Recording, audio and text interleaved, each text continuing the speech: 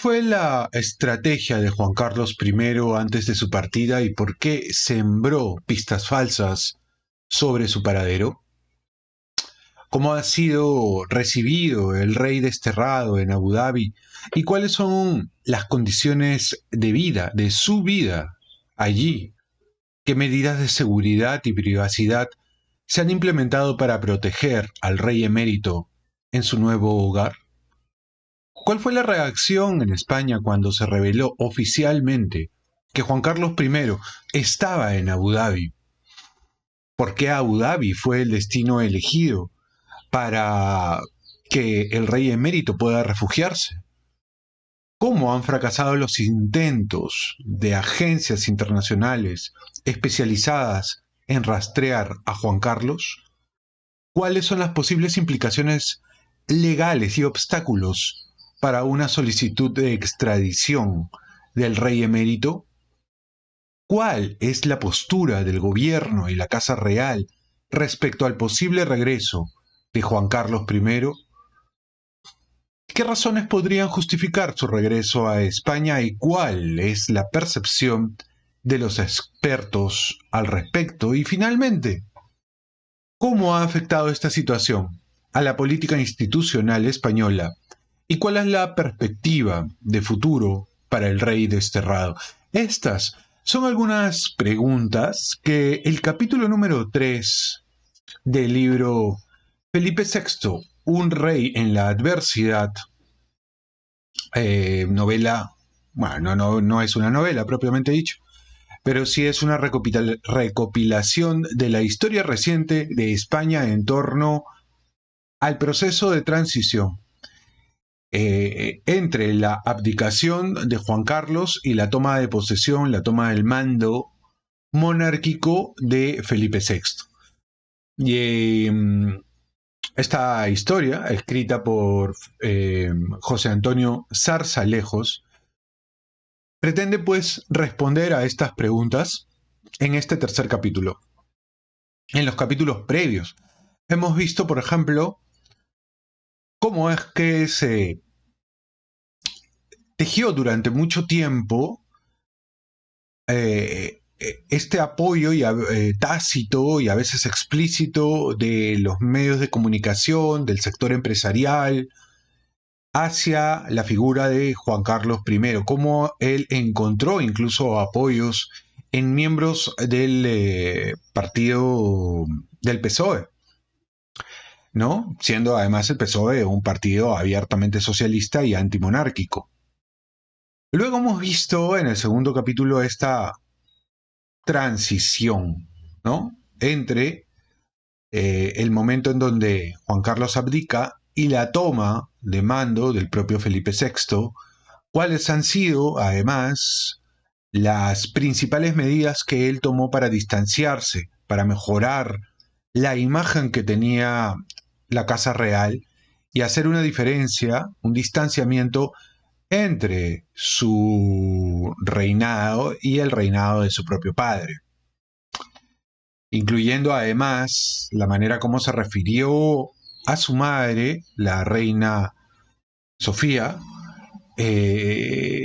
tratando de rescatar su imagen, porque ya se habían destapado aquella olla de grillos en donde uno podía enumerar la cantidad de veces que el rey emérito ahora le había sacado la vuelta a su mujer, le había engañado, le había sido infiel, incluyendo aquella oportunidad que fue la que finalmente gatilló ese desenlace abdicatorio, en donde el rey estuvo con su amante, casando.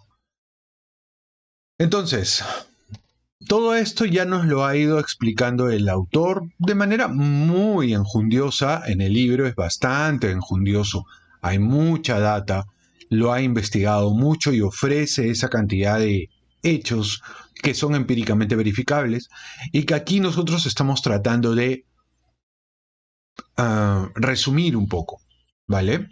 Bien, entonces voy a leerles el resumen de este tercer capítulo, no sin antes mostrarles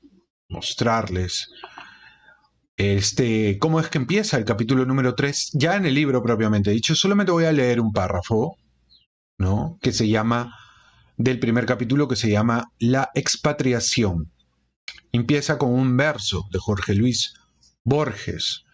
Nadie es la patria, pero todos lo somos.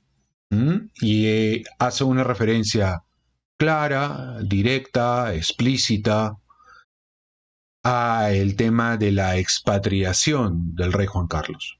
Y empieza así este capítulo. La suerte estaba echada. La zarzuela, a lo largo del 2019, suma indicios, recibe informaciones y testimonios cada vez más preocupantes. En medios internacionales, las repercusiones de la relación del rey emérito con Corina Larsen ocupan amplios espacios. Los comentarios sobre el declive de la corona de España o en España se hacen frecuentes y corren en paralelo a los graves problemas políticos que aquejan al país, porque mientras en el monte de El Pardo se comienza a consumar el desplome de la figura histórica de Juan Carlos I, España somete a su sistema institucional a una durísima prueba de estrés. Elecciones generales en diciembre del 2015, otras en el 2016, caída del gobierno de Rajoy por la exitosa moción de censura de Pedro Sánchez en junio del 2018 y dos nuevas convocatorias electorales en 2019 celebradas en abril y noviembre. La agenda del rey se paraliza porque los gobiernos en funciones se suceden. El malestar se generaliza, también en Zarzuela. Bien, ahora quiero que me acompañen en la lectura ya propiamente del resumen, porque no voy a leer, primero que por un tema de derechos, y por otro lado también porque es un capítulo larguísimo. Es muy largo. Este autor solamente ha trabajado con 4 capítulos y cada capítulo es bastante enjundioso, hay bastante información. Entonces, vamos a tratar de simplificar un poco también para avanzar con el texto y luego irnos abocando a otros textos que puedan ser de interés a ustedes. No olviden, por cierto, no olviden darle un like al video, dejar sus comentarios, porque es importante el tema de los comentarios, porque los comentarios ayudan a que el video pueda llegar a más personas, que más gente pueda ir aprendiendo, ¿no? Porque aquí hay información histórica de la historia reciente de España en los ojos de José Antonio Zarzalejos, ¿no? ¿Lo he dicho bien? Porque a veces me distraigo con los apellidos. Sí, Zarzalejos. Vale. Muy bien, entonces comencemos. Comencemos con la lectura y espero que les guste. La expatriación. La sombra del exilio se cierne sobre la figura del rey desterrado, Juan Carlos I, como una tormenta que amenaza con desatar sus secretos más oscuros. En una narrativa digna de una novela de intriga, este antiguo monarca ha dejado atrás el escenario que alguna vez fue su reino para refugiarse en Abu Dhabi, una elección estratégica que ha desatado la polémica y la incertidumbre. El rey desterrado, hábil en el juego de las apariencias, tejió una red de engaños antes de su partida. Como un prestidigitador de la palabra, contactó a amigos y periodistas, sembrando pistas falsas sobre su paradero. Unos creían que se encontraba cerca de España, mientras otros lo veían lejos. A algunos les aseguraba, o mejor dicho, a algunos les aseguraba que su partida era temporal, a otros que simplemente disfrutaba de unas vacaciones, pero en todos sus mensajes resonaba el deseo de regresar y la queja por el tratamiento que recibía. El 17 de agosto, la Casa Real autorizaba, por acuerdos que aún guardan secretos, reveló oficialmente que Juan Carlos se hallaba instalado en Abu Dhabi, la capital política de los Emiratos Árabes Unidos. La reacción no se hizo esperar y, como algunos llegaron a expresar, el padre del rey volvía al lugar del crimen. ¿Qué oscuros secretos motivaron esta huida? ¿Y qué oscuros secretos amenazan con salir a la luz? Abu Dhabi se erige como el escenario perfecto para la nueva vida del rey desterrado.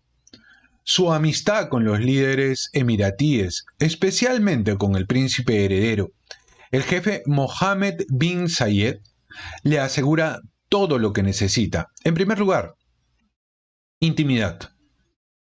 Inicialmente en el lujoso Emirates Palace y luego en una villa vigilada por los servicios policiales emiratíes. Su vida se despliega al aire libre y desde su residencia comparte con amigos fotografías de los paisajes que lo rodean. La seguridad es una prioridad, con una escolta compuesta por 4 funcionarios españoles de la Guardia Real, relevados quincenalmente y bajo la supervisión del Ministerio del Interior. Abu Dhabi además ofrece asistencia sanitaria y aislamiento en tiempos de pandemia. El confort es su aliado contra la lejanía y la sensación de aislamiento, males que Juan Carlos I asegura padecer y lamenta con frecuencia. Pero este refugio en medio del desierto no es solo un capricho del destino. Las monarquías árabes, conocidas por su hospitalidad y lealtad, ofrecen un santuario a aquellos que han protegido sus intereses, como en el caso de Juan Carlos I. Aunque las altas temperaturas de agosto y la distancia de España generaron molestias en el gobierno y la Casa Real, Abu Dhabi se convirtió en el lugar más seguro y cómodo para el rey emérito. Un lugar lejano de España y sin compromisos con ningún país europeo, sea república o monarquía parlamentaria. La incursión de Juan Carlos I en Abu Dhabi ha sido tan sigilosa que las agencias internacionales especializadas, contratadas para rastrear sus movimientos, han fracasado en su intento. Las autoridades emiratíes están decididas a evitar cualquier perturbación mientras el padre de Felipe VI esté bajo su protección. Las comunicaciones del rey emérito, resguardadas por encriptación, añaden un nivel adicional de seguridad.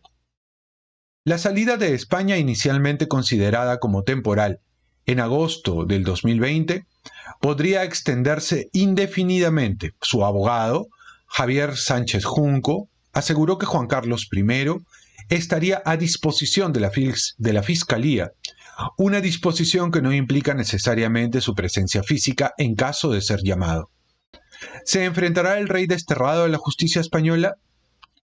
La seguridad e intimidad que Abu Dhabi ofrece al emérito se evidencian en la ausencia total de imágenes o grabaciones.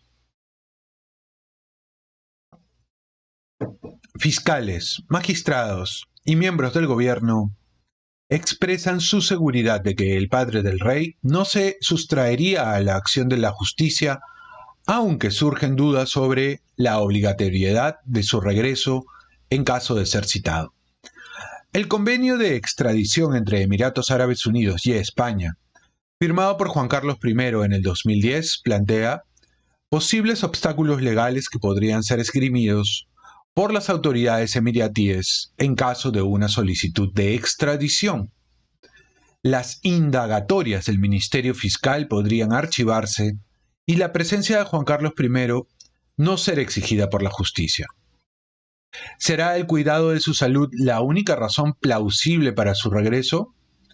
Los expertos consideran improbable que regrese a España para recibir atención médica, sugiriendo que sería más factible que fuera atendido en otro país, con su familia desplazándose para acompañarle. La posible vuelta del rey emérito es un tema abierto y sujeto a evaluación futura por parte de la Zarzuela y la Moncloa.